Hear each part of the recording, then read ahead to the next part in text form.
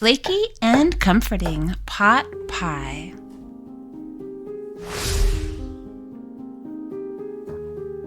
For the chicken in this recipe, I'm using soy curls. If you haven't tried them, I highly recommend. They're a great substitute for anything often made with chicken, and they're tender, moist, and springy. I'm going to break up any large pieces and then just let them soak in boiling water for a few minutes.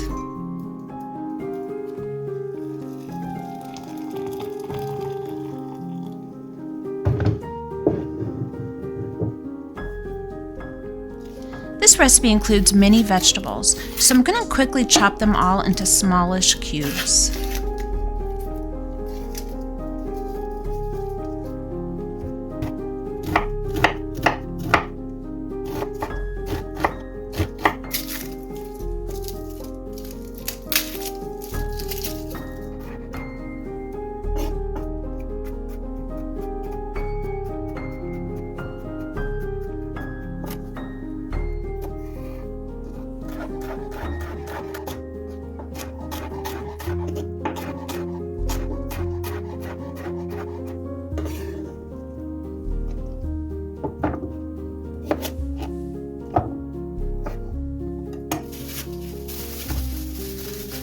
As usual, I'm going to save all the scraps to make a veggie broth.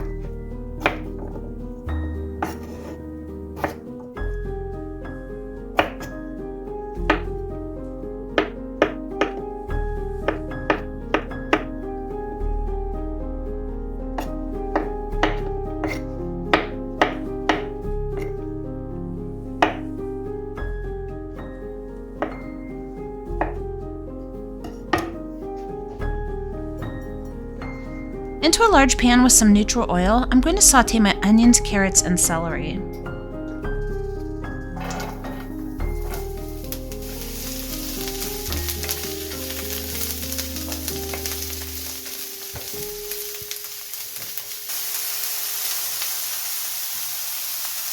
If my pan begins to dry out a bit, I will add about 1 tablespoon of water to continue the saute.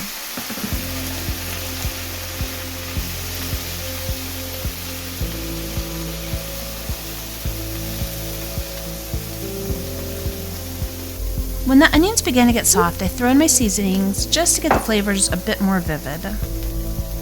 And my garlic goes in.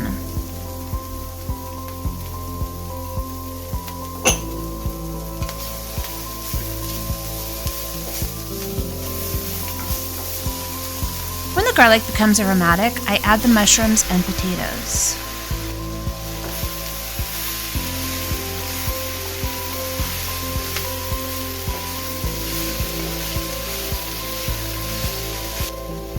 I will continue to cook the vegetables on medium heat, adding water or vegetable stock 1 tablespoon at a time until the potatoes start to soften.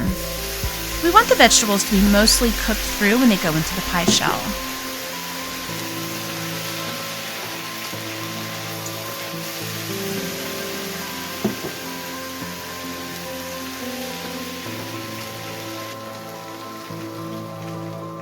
It will take about 12 to 15 minutes for the potatoes to soften.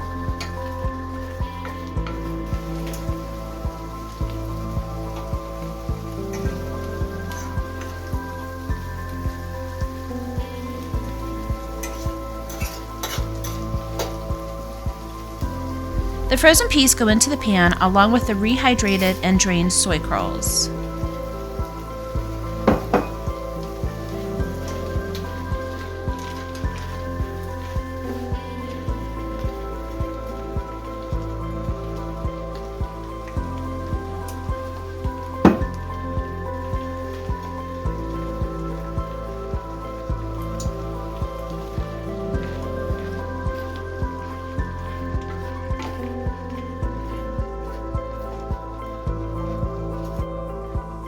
Allow the liquids to cook out and then add the flour. Mix very well and allow the flour to cook for a couple of minutes just to cook out the raw flour flavor.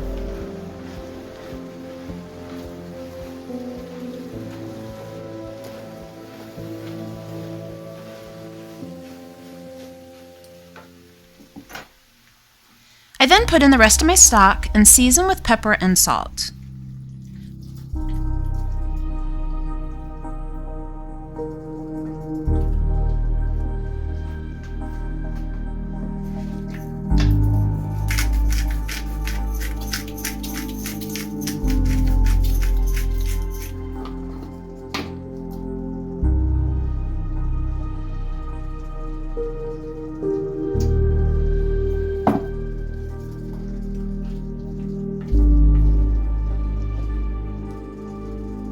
Once the sauce begins to thicken, I add in the plant milk.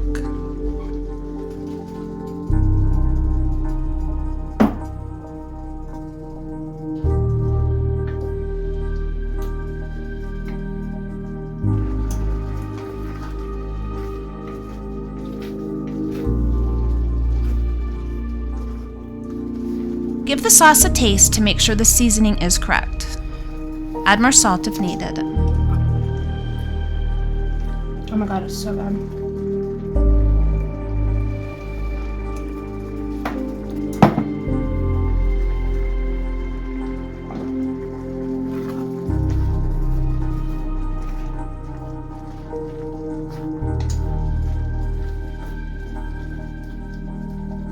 When the pie filling is finished, leave the burner on low while you prepare the pie dough.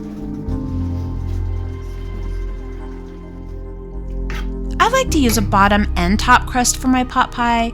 I know that some people only use a top crust, but I think we can all agree that the pie is a lot more delicious with two crusts. Once the bottom of the pie dough is in place, pour in the filling.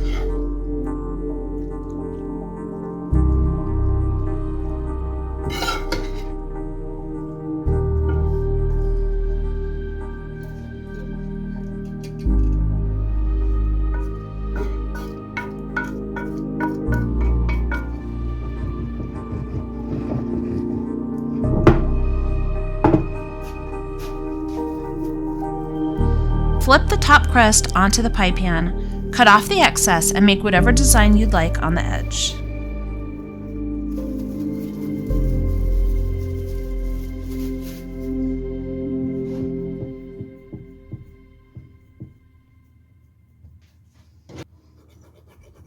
You can use any pie dough that you like. I'm using my gluten-free pie dough that works with a deep dish pie pan. I'll link the recipe below.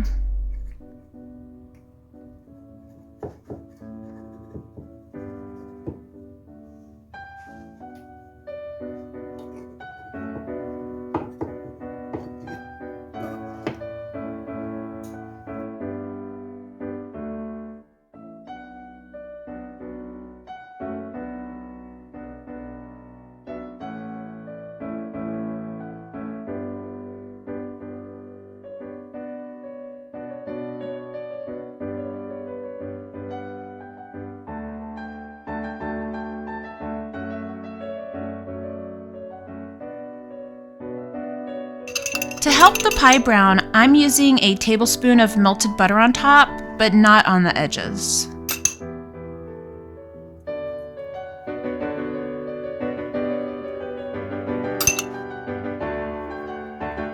I like to place cuts into the top to allow the steam to vent.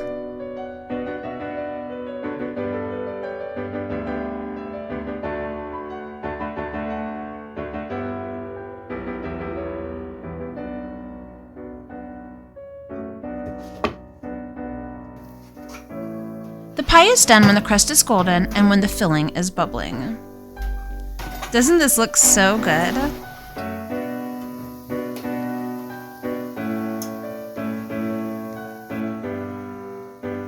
I have to be honest, this is editing Lala speaking, and I really wish I would have made two because I'd like some right about now.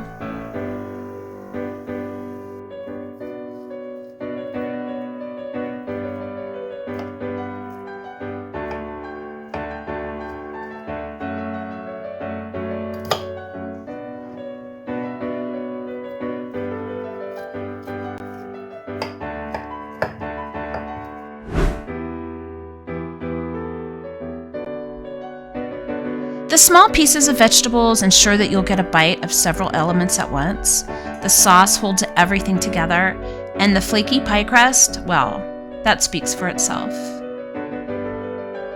Check out my channel for more delicious and hearty recipes.